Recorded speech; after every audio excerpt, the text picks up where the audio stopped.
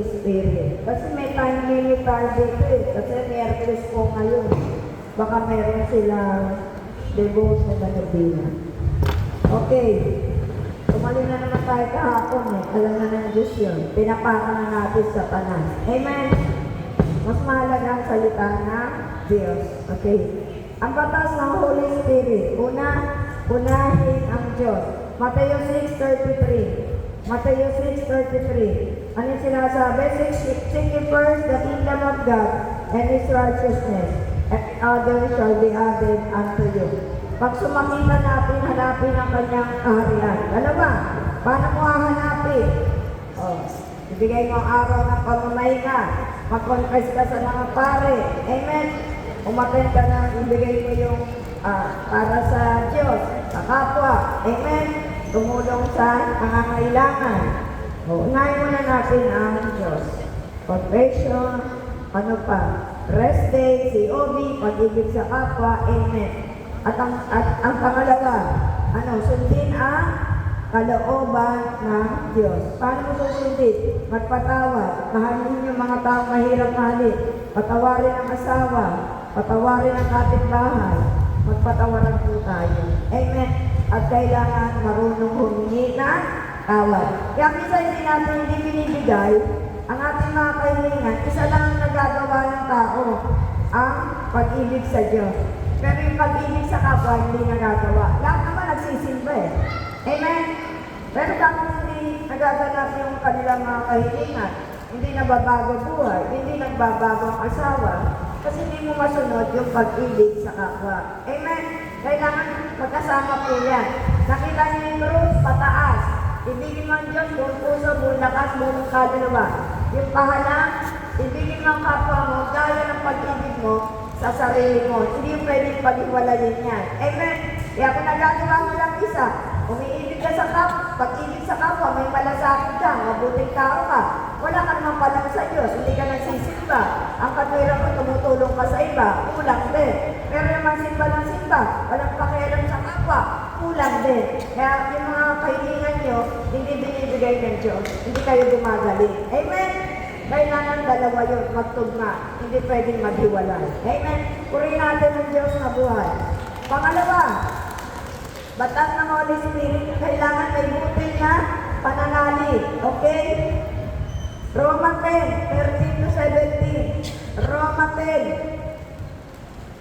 10:13-17. Ito po ang sinasabi. Dahil sinasabi sa kasulatan, maliligtas ang lahat ng tumatawag sa Panginoon. Paano naman sila tatawag sa Kanya kung hindi sila sumasampalataya? Paano sila sasampalataya kung wala pa silang napapakinggan tungkol sa Kanya? Paano naman sila makakapakinig kung walang mangangaral sa kanila? At paano makapangangaral ng sino man kung hindi siya isinugo? Tulad ng nasusulat, o kay gandang magmasdan ang pagdating ng mga may dala ng magandang balita. Ngunit hindi lahat ay tumanggap sa magandang balita gaya ng sinulat ni Isaias. Panginoon, sino ang naniwala sa aming mensahe? Kahit ang pananampalataya ay bunga ng pakikinig at ang pakikinig naman ay bunga ng pangangaral tungkol kay Kristo. Ang salita ng Diyos.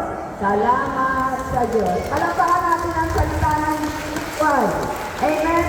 Kailangan yung magpapahayag, kailangan malinis ang puso. Amen? Hindi ka gumagawa ng mabibigat na kasalanan at madalas lang mag-confession sa mga kaparian.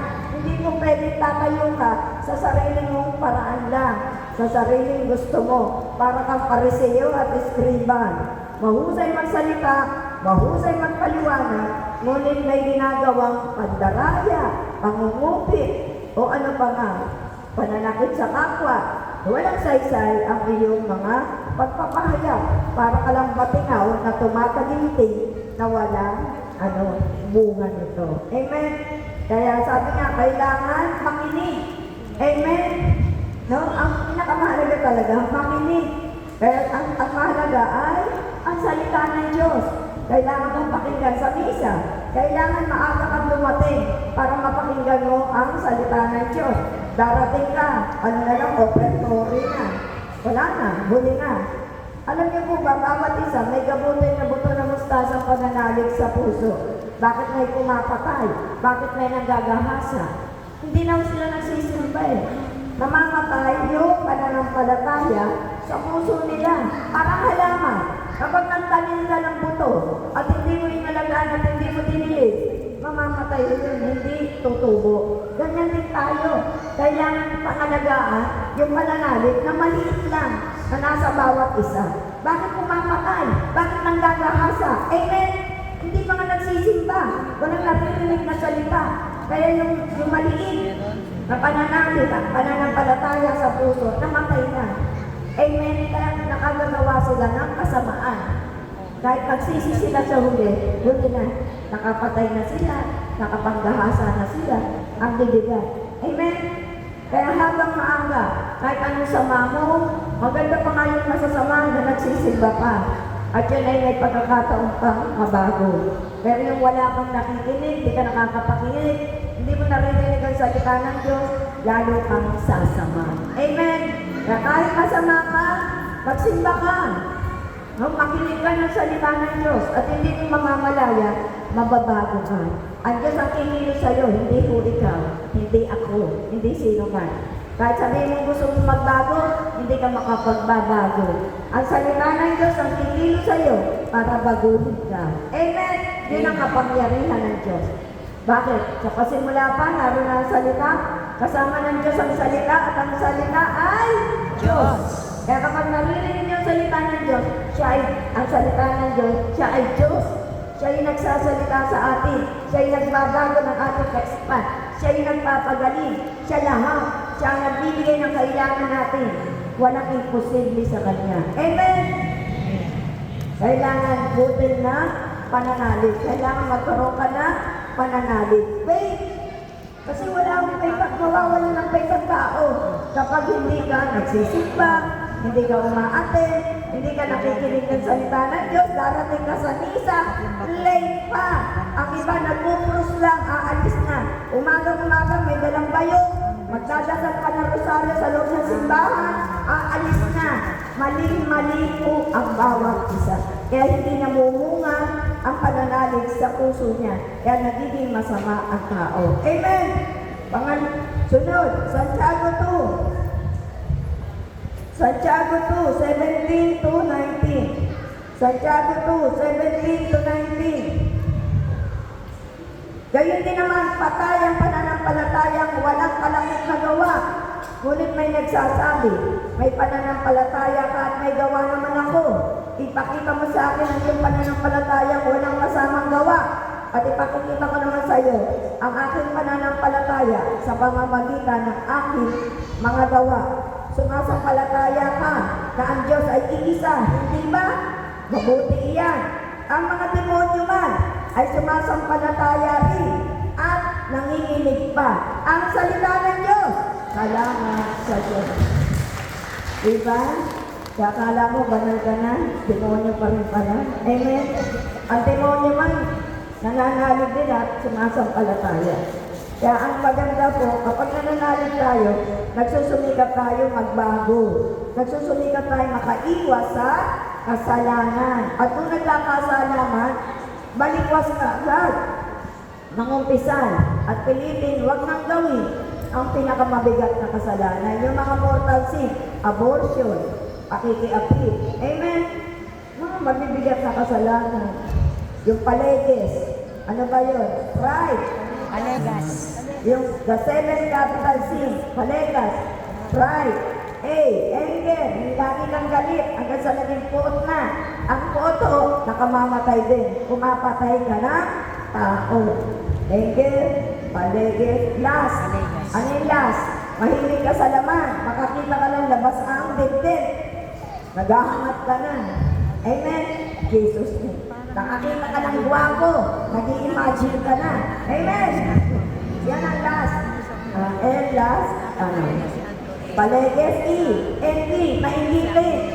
Naiingit ka, sinisiraan ng tao. Dahil naiingit ka. Dahil siya may pera, mabait ng asawa, ikaw walang may asawa mo. Yun ang buhay mo, yun ang magagawa mo. Maganda yung naging buhay niya dahil malapit siya sa Diyos. Ano pa?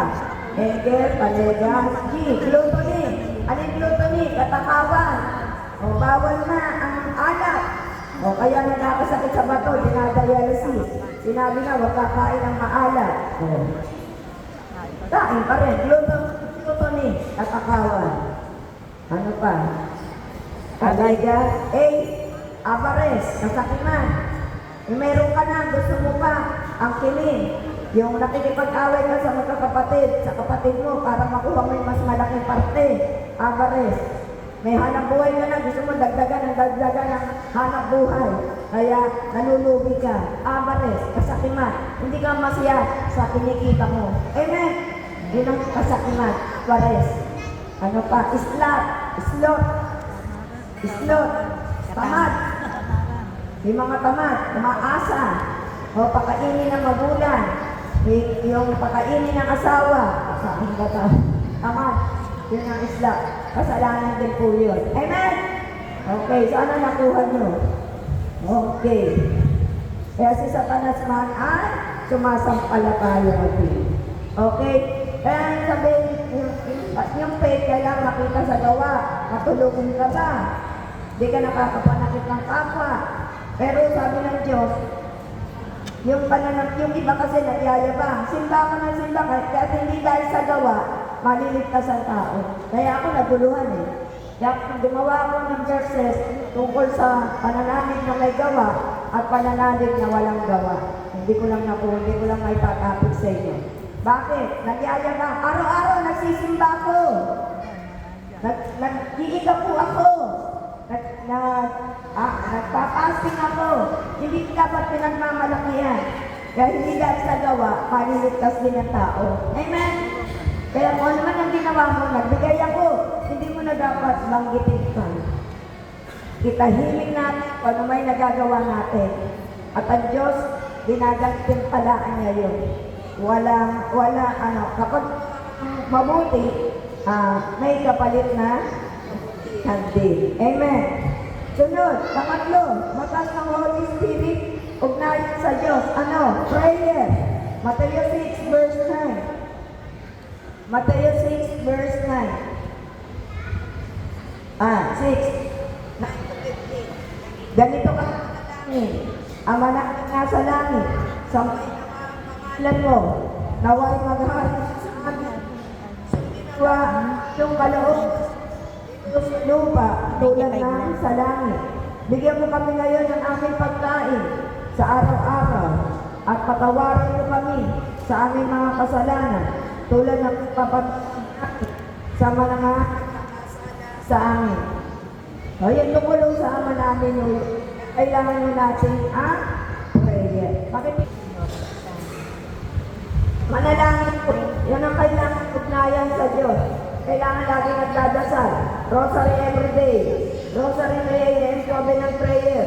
Kung matibigat ang problema nyo, matibigat ang sakit nyo, amen?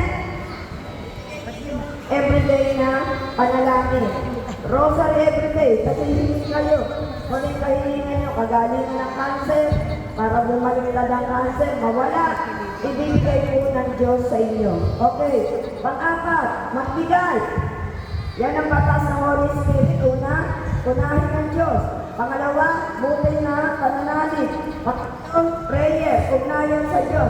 Pang-apat, matulong magbigay sa kapwa. 2 Corinto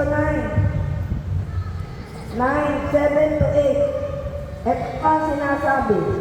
Dapat isa ay dapat magbigay ayon sa sariling pasya, maluwag sa loob, at di napipilitan lamang. Sapagat iniibig ng Diyos ang pusang nagbibigay ng may kagalakan. Magagawa ng Diyos na pasaganahin kayo sa lahat ng bagay, tigit pa sa inyong pangangailangan upang may magamit kayo sa pagkakawang gawa. Ang salita ng Diyos, salamat sa Diyos. Palampakan natin. Pag nagbigay kayo, huwag kayo nanunumbat. Huwag kayo maghintay ng balik. Pag tumulong kayo at yumaman yung tinulungan nyo, huwag kayo magdakagdag kung hindi kayo tulungan. Amen? Ang pagtulong hindi nangangailangan ng kapalit. Ano ba, natulungan mo isang tao? Siya yung mama, ikaw naghirap, at babalik ka sa kanya para humingi ka ng tulong. Tinanggi, huwag kang damdam. Amen? Ibig sabihin, no? Hindi dapat, wala kang naghahanap ng kapalit doon sa ginawa mo. Ang Diyos o ang tutulong sa iyo, hindi ang tao. Amen? Sunod. Malakias 3, verse 10. Malakias 3, verse 10. Ang sinasabi, isinumpa ko kayo lahat sapagkat ako'y pinagnanakawan ng buong bansa. Dalingin ko ang inyong mga ikasampung bahagi sa tahanan ng Diyos upang matugunan ang pangangailangan sa aking tahanan. Subukin ninyo ako sa bagay na ito kung di ko buksan ang mga bintana ng langit at ibuhos sa inyo ang masaganang pagpapala. Ang salita ng Diyos, salamat sa Diyos. Ano pag marunong kayo magbigay sa templo, sa simbahan? Yung 10 bahagi nyo, pwede nyo maitibay yun. Sa simbahan, sa templo, sa mga ulila, sa mga balo, sa mga may sakit. Inihiwalay na po yun para maluwag kayo magbigay. Amen? Ano ang bubuksan? Durungawan, bintana. Nakita niyo simbahan? Ilan ang bintana? Ilan ang pinto? 1, 2, 3. O ilan ang bintana? 1, 2, 3, 4, 5, 6, 7, 8. Mas marami ang bintana. Kaya ang bubuksan ng sa ating biyayang pagpapala, magagaling sa bintana ng langit. Kapag ipinararating ng Diyos sa atin, masaganang pagpapala ang ibibigay niya sa marunong magbigay ng ikapu. Halimbawa, tindera po kayo, namuhunan kayo ng 5,000. Amen. O, gulay ka lang, madali lang naman kwenta eh. O. Tapos kumita ka ng 500. Alam mo na naman yun eh, kwentado mo na. Yung 500 na yun, kinita mo na yun. Kaya ang 10% lang yun ay 50 pesos. Bumenta ka ng 4,000. Alam mo, kinita mo 500. 50 lang ang itatabi mo. Nakuha niyo ko. Hindi mo malaki, maliit lang. Everyday, kung kumita ka ng 500, at 50 pesos lang ang itatabi mo. Mahina. Kumita ka lang ng 300, 30 pesos lang. Malakas. Kumita ka ng 1,000, 100. Sa kita na ho yan, ha? Bumenta ka ng 5,000. Alam mo, ang kita mo lang to, 1,000. Doon ka lang kukuha sa 1,000. Hindi doon sa 5,000 binenta mo sa isang araw. Diba? Maliit lang. Bakit nangihinayang kayo? Pag yung offering, magkano man ang bunutin mo? 50, 100. O, diba? Kung tinatabi mo lang yun, madali na sa'yo magbigay. May lumapit sa'yo pambili ng gamot. Madali kang kumuha ng 100 para ibigay sa kanya. Hindi ka na mag-iisip pa kasi meron ka isang lalagyan na ikapo mo. Kasi ako ganun, tendera po ako eh. Kaya kinukwenta ko yung everyday na kinita ko, inihiwalay ko na. Pag may lumapit, meron akong kupit, pasukukuhanan. Hindi na ako nag-iisip pa. Okay, panghuli. Anong gantimpala? Anong gantimpala kapag sinunod natin yung batas ng Holy Spirit? Isaiah 48. Isaiah 48, verse 18 to 19. 18 to 19. Kung sinusunod mo lang ang aking mga utos, pagpapala sana ay dadalo sa iyo. Parang ilog na hindi natutuyo ang agos. Tagumpay mo sana ay sunod-sunod, parang along gumugulong sa dalampasigan. Ang iyong lahi ay magiging silangin, sana ng buhangin sa dagat, at tinitiyak kong hindi sila mapapahamak. Ang salita ng Diyos. Salamat sa Diyos. Ano, dadali sa atin ang pagpapala. Kaya yung mga sumusunod na mahirap, magkakaroon po kayo ng magandang buhay. Amen. Marami po sa amin na mahirap ang buhay. Pero ngayon ay maganda na ang buhay. May paraan ng Diyos para bigyan ka ng magandang buhay. Meron sumunod sa amin, matanda na. Matanda na siya. Nung panahon na yun, nasa 35 years old lang ako. Siya, senior citizen na. Hanggang ngayon, buhay pa. 69 years old na ako. Siguro na 90 years old na siya. Buhay pa. Yung matanda. Siya lang yung sumunod. Yung sa mga anak, siya yung nanay lang ang sumunod. Labandera lang siya. Yun lang ang binuhay niya sa kanyang mga anak. Walang asawa. Namatay na. Na mas maaga. Kaya kung maglakad doon yun, saka. Ganun talaga maglakad. Sabi ko, ganda na mag-Diyos. Pinagtatawa na namin. Sister Celia, isa kang talaga. Sabi nyo, napandera ko kasi yan. Wala ng kabataan niya. Naglalabadan na. Hanggang sa tumanda. Hanggang ngayon buhay pa. Medyo ulyanin na nga. Hirap ang buhay ha. Inakyatan yung anak niya. Yung asawa niya, niya, may cancer of the liver. Ang bahay, nang pumunta kami para iakyat ang Virgin Mary sa kanila, sa wallet.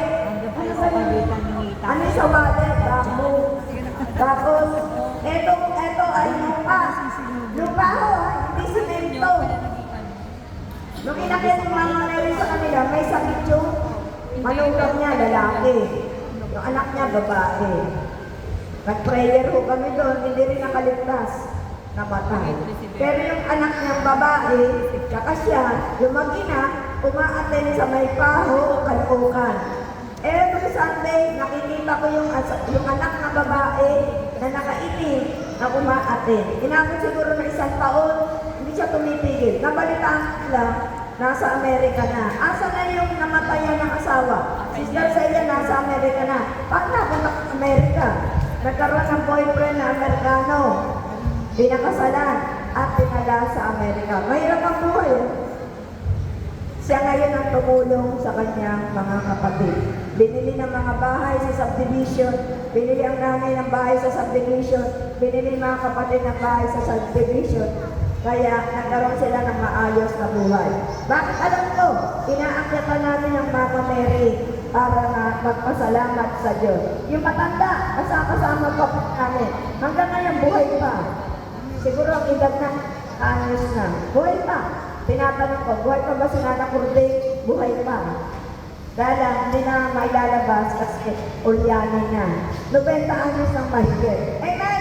Yan ang bunga ng paglilingkod. Mahabang buhay at magandang buhay. Palagpakan natin ng Diyos na buhay. Yan ang pangako ng Diyos. Kaya ba kung kami magtatagal ng paglilingkod? Bakit yung mga tao na ito sumusunod? Bakit yung iba ayaw? Tamad! Tamad! Ang gusto nila biglang biyaya. Hindi yung darating sa inyo biglang biyaya. Ang pagdating ko ng biyaya ay gradually para makita niya susunod kayo sa Diyos. Pero kung maghihintay kayo ng biglang biyaya, nangaho kayo, mga walang mangyayari sa buhay ninyo. Okay, sunod, Levitico 26. Levitico 26, verse 2 to 12. 2 to 12. Igalang niyo ang araw ng pamamahinga at ang aking santuaryo. Ako si Yahweh. Kung susundin ninyo ang aking mga tungkulin at tutuparin ang aking mga utos, pauulanin ko sa tamang panahon at mamumunga ng sagana ang mga punong kahoy sa kaparangan. Kahit tapos na ang panahon ng pitasan ng prutas at panahon ng muling pagtatanim, ay kumikikita kayo. Sasagana kayo sa pagkain at mamumuhay ng panatag. Maghahari ang kapayapaan sa buong lupain at walang gagambala sa inyo. Palalayasin ko mababangis na hayop at walang nagdirigma sa inyo. Matatakot sa inyo ang mga kaaway at malulupig niyo sila sa labanan. Sapat na ang 5 sa inyo upang talunin ang 100 kaaway. at ang 100 para sa 10,000 kaaway. Malulupin ninyo ang inyong mga kalaban. Pagpapalain ko kayo, uunlad at darami. Patuloy kong pagtitibayin ang ginawa kong kasunduan sa inyo. Ang inyong ani ay sobra-sobra at tatagal sa mahabang panahon. Sa katunayan, sa dami ng inyong aanihin, ay ilalabas ninyo ang mga luma upang maimbak lamang ang mga bagong ani. Maninirahan ako sa kalagitnaan ninyo at hindi ko kayo pababayaan. Ako inyong kasama saan man kayo magpunta. Ako ang magiging Diyos ninyo at kayo naman ang magiging bayan ko. Ang salita ng Diyos! Salamat! Totoo po ito. Sa San Ildefonso po, malapit po sila sa ilog. Pag dumating ang bagyo, lulubog ang taniman nila. Hindi na sila nagtatanim ng palay. Ang tinatanim nila ay gulay. Kaya pag humahayo po kami doon, pag taniman na ang palayan, anihan, ang uwi namin isang bultong Ang palayan. ang palayan. Pinagahati-hatihan po namin yun. Pag kamatis, 10 kamatis, ang dami. Pag upo, 10 upo. Doon sa San Ildefonso, matagal ako mayo doon. Siguro ilang taon. Ngayon, yung nakasama po namin ay pagsasakaw. Mahirap ang buhay, Ang bahay nila, yung kalahati, hindi pa nagagawa. Pero nang sumunod, unti-unti nilang naging tiles ang kanilang bahay. At hindi lang nagpupuri sila. Kasi wala nang patubig sa San Ildefonso. Umaasa lang sila sa ulan. O kaya, iigib sila ng tubig. O pupunta sa ilog para diligin ang kanilang tanim. Nakabili mo sila ng power horse. Power horse ba tawag nun? Yung kukuha ng tubig sa ilalim ng lupa at yun ngayon gagawa sila ng bubuksan nila yun, gasolina yun o diesel at yun ang lalabasan ng tubig. Kaya lumago sila ng lumago. Nakapagpaaral ng 2 anak, ngayon tapos na yung mga bata. Nang nandun ako, maliliit pa yung mga bata. Pero ngayon, mga tapos na nakikita pa ho kami, umaapit pa sila. Hanggang ngayon, mga buhay pa. Nag-share sila ng Sister Cel. Pupuri ako. Nag-share. Bumagyo sa kanila. Bagyo. Lubog ang kanilang tanim. Ang tanim nila ay kamatis. Mga kamatis. Yung kabilang bukid, hindi kanila. Siyempre, yung kubo, patay lahat. Ang ginawa ko niyan, aralun sila sa amin, awit ng pastol. Si Yahweh ang aking pastol, hindi ako magkukulang sa ulado nila yun. Dahil binibigyan ko sila ng salita ng Diyos. At hanggang sa nakabisado nila yun. Kapag umaga, pinipray over niya ang kanyang bukid. Lubog na Si Yahweh ang aking pastol, hindi ako magkukulang. Hanggang paulit-ulit yun, every day sa umaga. Alam niyo kung ba yung patay na tanim na Alay. hindi palay. Kamatis. Kamatis. Sumibol ulit. Nagkaroon ng buhay. Ayaw ng tubig. Nagulat na rin yung kapit sa tabing lupa. Nasa kasi lupain yan. Nagulat na yun sa kabilang pita.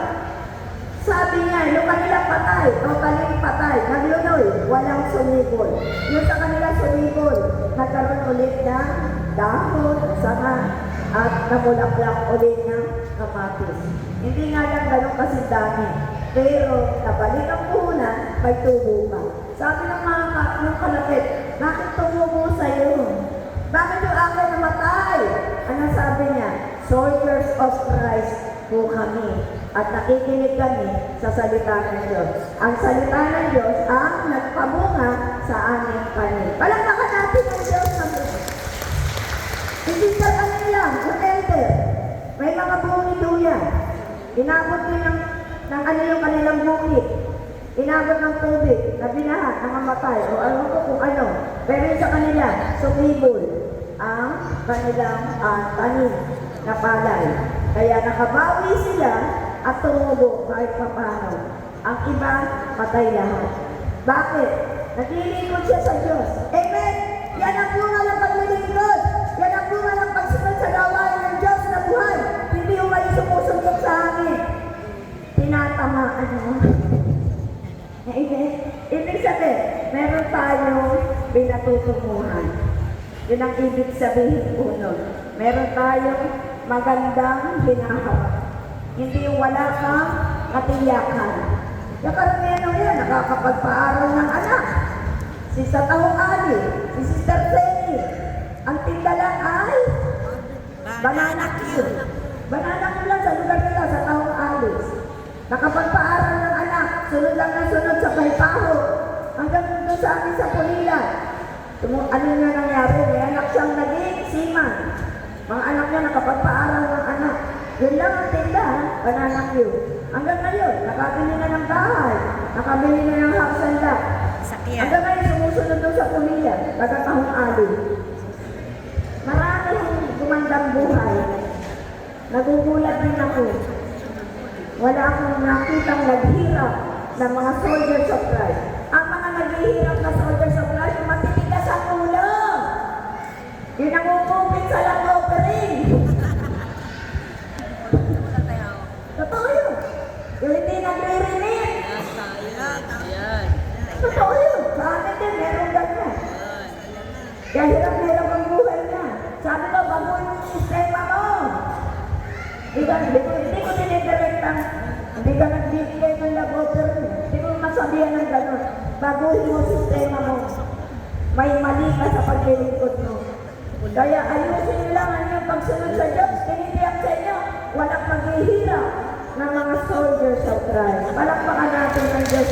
Gaganda buhay nyo. Dahil hindi kayo nakapagpaaral ng anak. Sasama. May mahirap ang buhay doon. Marshal yung lalaki. Hindi siya makapagpaaral ng anak. High school lang dahil libre. High school lang. Sunod lang na sunod. Marshal. Yung anak niya, puro lalaki.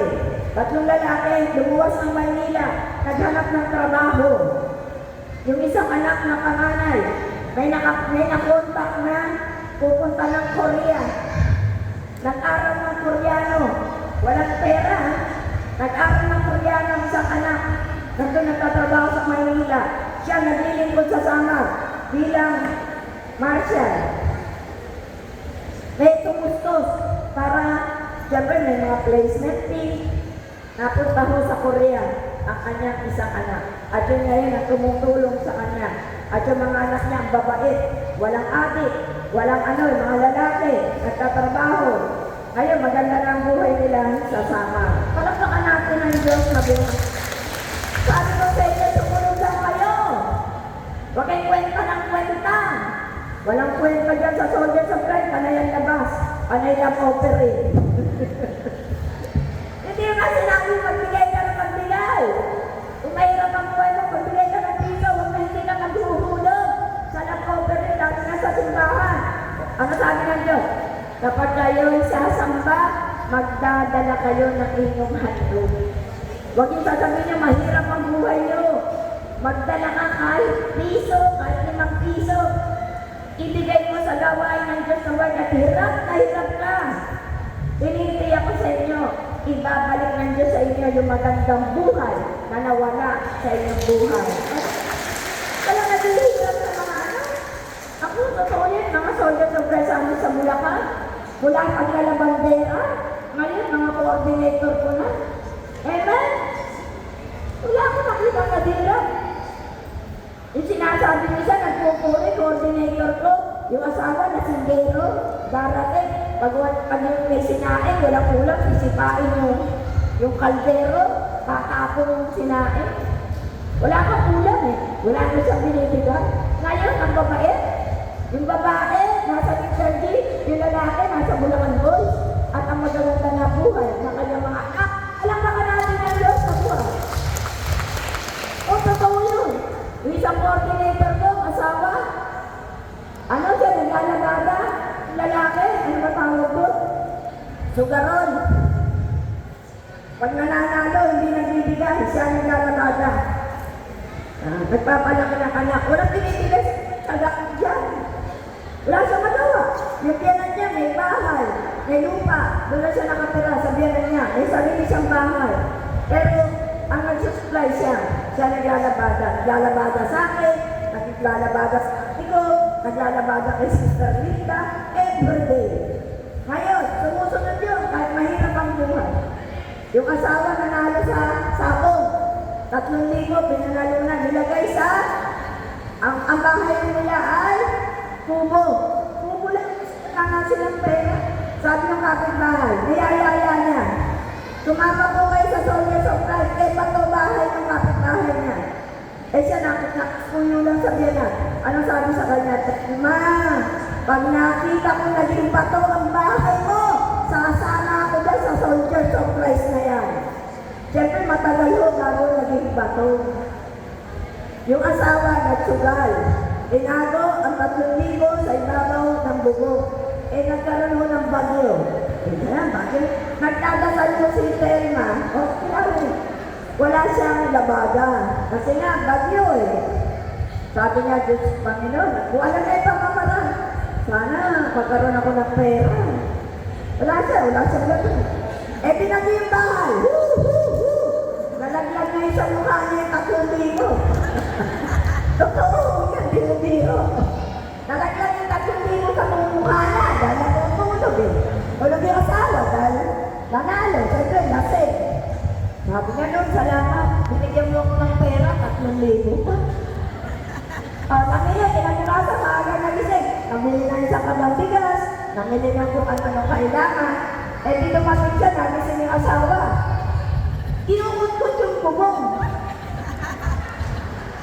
Ano ba hinahanap ko? Wala.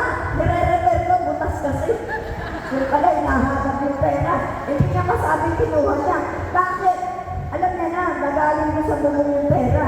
Na hindi nalaman ng asawa na nakuha niya. Diba? Ang way ng Diyos. Totoo. Ngayon, naging bato yung bahay.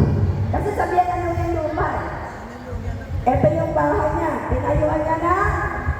Nakapasok yung kasi maliit lang May lupa pa Nagbato ngayon siya. Habang nakikita ng kapitbahay yung bato, may bubong na. Alam niya nangyari, inatake yung matanda. Nakita niya, nakabungay yung bato. Namatay. Totoo yun. Talampakan natin ang Diyos kami. Dahil sabi niya, susunod lang ako dyan. Kapag nakita kong bato na ang bahay niya. Nakita niyang bato ang bahay. Inatake. High blood. Patay. Totoo yun. Katabing bahay nila yun. Kilala ko rin yun. Kasi Stan, ang hirap palang magsalita. Bakit? Siya yung nagsabi, pag naging bato ang bahay niya, naging bato na. Siya naman ang namatay. Huwag mo kayo magsasalita ng tapos. Huwag kayo huhusga sa inyong kapwa-tao.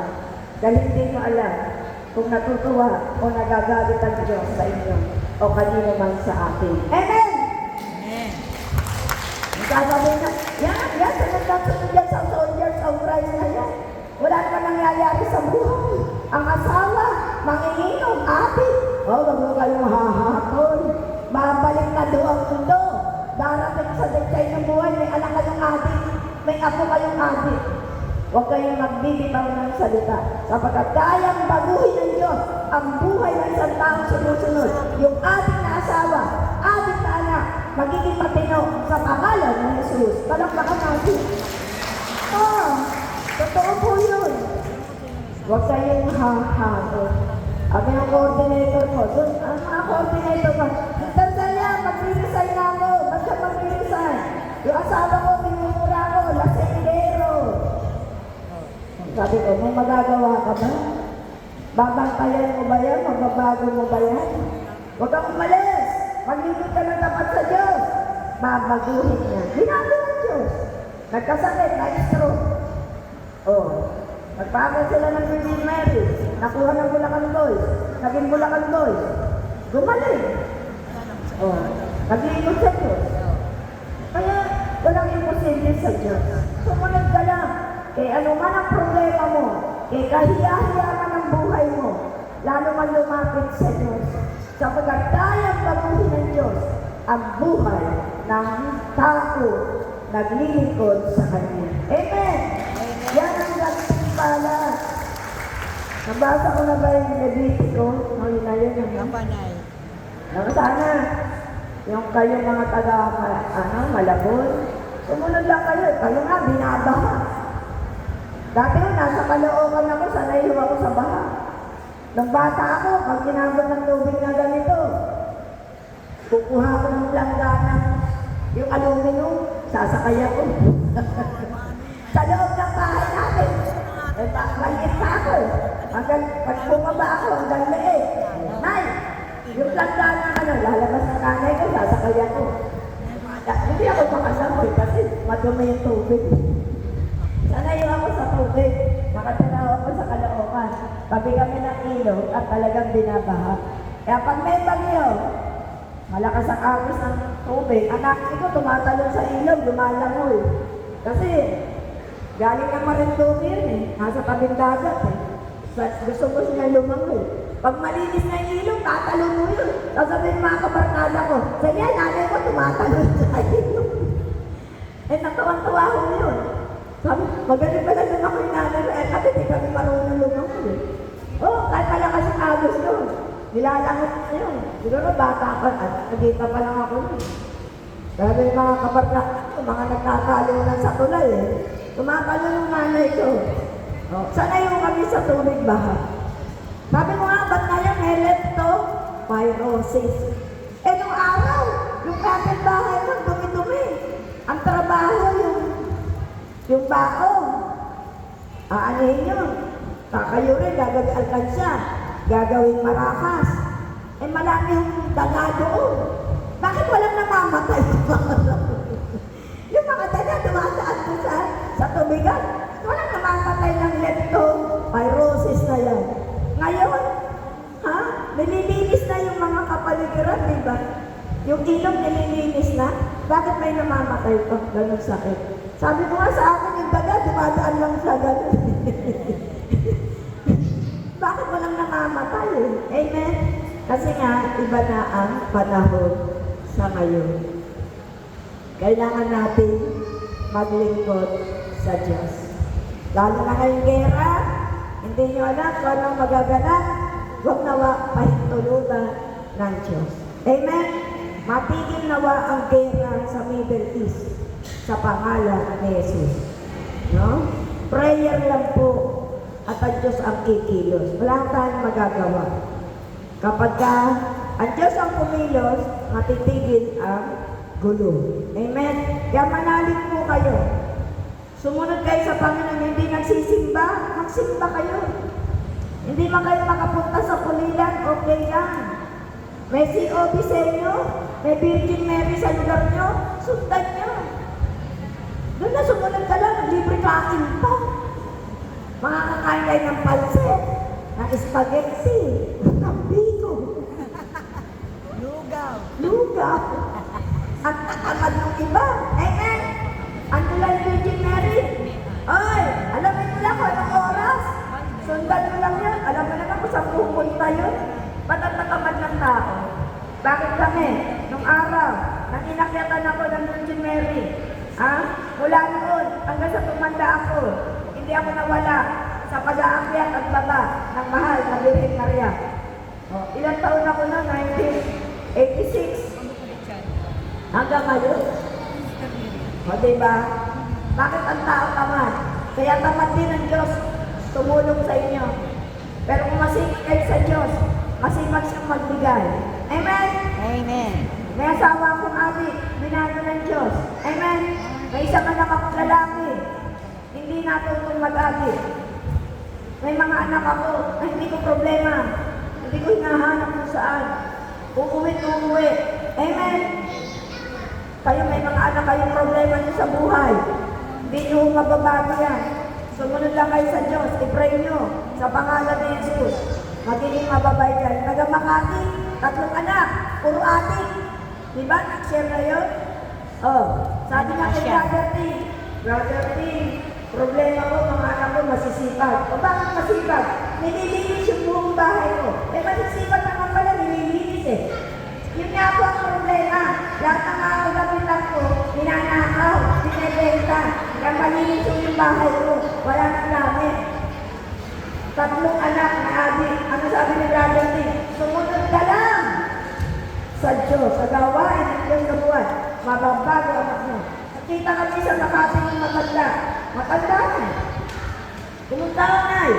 Di ba kayo may adik na anak? Nagalitin ko kayo ng turin? Oo, mga anak ko nasa abroad na. Tumino, mga lalaki ko anak, matitino na. At ito mga anak ko, apo ko na. Amen, nag-abroad na. At hindi na ang mga adik. Sumunod lang siya, bakit buhay kayo matanda? Yung taga Makati. Nakita kami ng anniversary, magpunta ako. Kayo po yung may adik na anak ha. Yung nililinis yung bahay. Oo, ako yun. Narinig siya sa sharing ng araw sa Caloocan. Nakita niyo, marinig niyo yung mga sharing ng mga tao. Yung pinag-aanak. O 2 mag-asawa. Di ba? Nagturo sa pulilan. Nagpapatingin sa doktor. Mahina ang dispersal. Mahina ang Excel. Hindi magbuo. Kaya titigil na tayo sa paggagamot. Inakita na yung Mary. Dito na lang tayo sa Soldier Supply. Tumatay every Sunday. Sumama sa pagbababa ng Mama Mary. Nagbuntis. Wala nang doktor ha. Dala-dala yung bata. Isang taong ka lang. Ito naman yung baby namin. Nag-anak ang asawa ko. Na hindi napagaling ng doktor. Amen! Amen. O meron mga kasama. O, kagatiga, yung babae. Yung lalaki, tomboy-tomboy kasi yung babae. Yung lalaki, driver namin sa tricycle. Pinagtapat namin, eto ligawan mo. Eto tomboy-tomboy. Nagkaligawan, nagkaasawahan.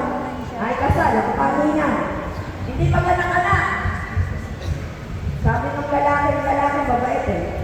Tricycle boy namin, pag dinahatid kami sa hayo, matagal namin kasama. Lumapit kayo sa Diyos, humingi ka ng anak, best. Ha? Siyam na buwan na hindi pala nang-umpisa yung babae. Eh, yung babae maraming kasalanan. Dahil nataw-toboy-toboy, yung mga dalagita namin, nagiging ano yan. Sabi ko, yung nagiging baka-baka. Sabi ko, tuminong tenong ka, kaya pinagsama namin yung lalaki at yung tomboy, pinagkisa namin. Kami nag-deal doon. Sige, tinawag mo yan. Magiging asawa mo yan.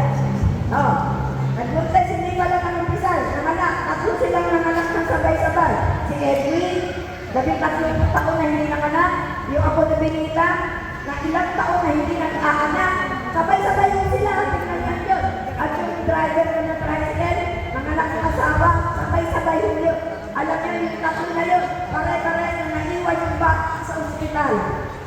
Naiwan yung bata, inilabas yung nanay. Sabi ko ba't mga naiwan? Sister, sabi ang prayer. Prayer mo, kailangan natin at yung bata nasa ospital ha. Yung ako ni Benita, yung matandang nasa akin. Yung si Edwin na cry. Lamitan ko ang asawa na dahil diabetic. 500 ang sugar. Tapos yung isa rin yun, alam niyo nabuhay yung dalawa. Bakit? Eh yung lola ko eh, nalilipod sa Diyos eh. Si Edwin eh, naglilipod sa Diyos. Yung driver ko, hindi pala nag-umpisa yung babae. Namatay ang bata. Ang ganda, kala babae. Iiyak siya. Hindi ka nag-umpisal. Hindi siya hindi ka nag-umpisal. Alam mo, malaking kasalanan mo. Ano na din kabayaran mo? Yung anak mo. 2 linggo sa ospital, hindi nabuhay. Hindi nakaligtas. Yung 2 bata, nakaligtas o. Mabigat yung anak ni Edwin. Ang puti ng ano yan, yung dugo. Ang matawag doon, yun ang hinanap. At mahirap po natin.